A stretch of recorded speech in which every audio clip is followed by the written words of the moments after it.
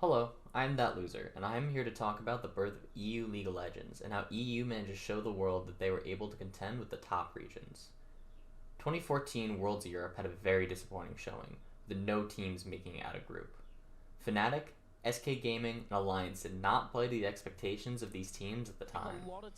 Alliance and SK Gaming lost their playoff seeding to their NA counterparts Cloud9 and TSM respectively. Fnatic, at least, did not lose their match to the third seed NA team, LMQ.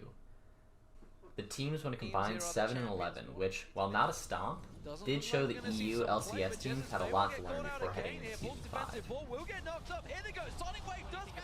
So why not go mid for Jessus? Right into the wall, we'll stop him up for a little bit longer. The synergy comes in from the Mad Pow. Jessus. In the spring split of 2015, the EU LCS final standings had SK Gaming and Fnatic as the top two seeds in the regular season. Both teams showed that they had the star power and the skill to compete at the top level. Forgiven won MVP of the spring season, and Huni won Rookie of the Split with a dominant performance with Reignover as his jungle duo.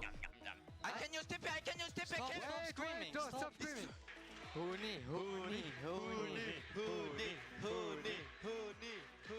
However, SK had two close games where they lost both in a heartbreaking Game 5, and they finished 4th place behind H2K in the 3rd place match. It's going down.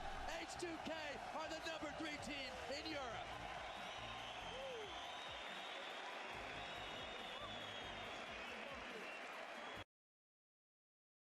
Fnatic, on the other hand, won 2 close series versus H2K in the semis and Unicorns of Love in the finals, both series going to all 5 games.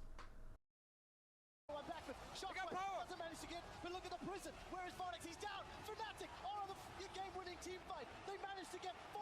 They look at Vizicachi. It is an ace. Fnatic will now push over the Nexus. The death timers are too high, and they will finally win the spring split.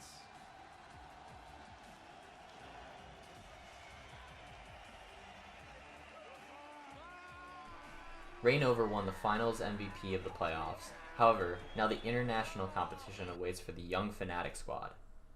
Heading into the event, however, the team was excited to face Eastern competition. Going into MSI now, you guys will be on the road in Tallahassee, Florida, representing Europe. And, of course, Fnatic, you guys may have had a bit of a chip on your shoulder after last year's Worlds performance. How do you think Europe and your team now will stack up against the teams that are going to the mid-season invitational?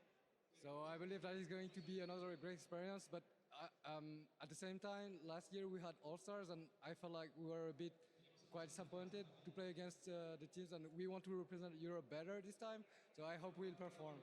And I really hope that we'll fix our issues to even come back stronger. Stronger than ever before. Now, Huni, who would you like to face? There's still a lot of teams that are trying to vie for that mid-season invitational. Who do you want to play against?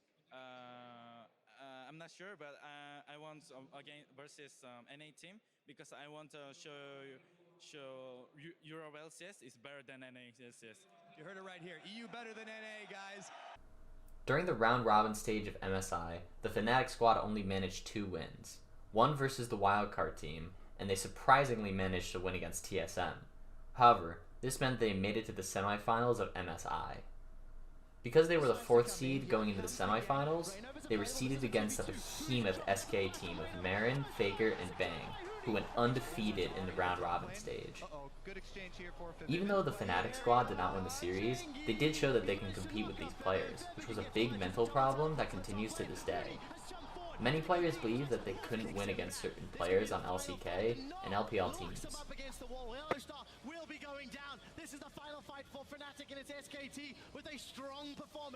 While Fnatic was preparing for this MSI result, a new team made it through the Challenger Series, Origin, owned by player XPeke, the old face of Fnatic, along with Soaz.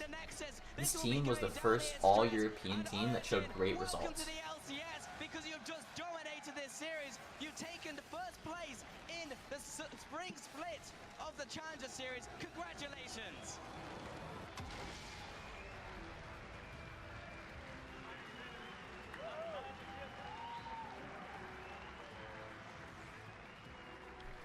Fnatic, heading into the summer, picked up Reckles to replace Steelback, an upgrade and a player who would become the face of Fnatic moving forward.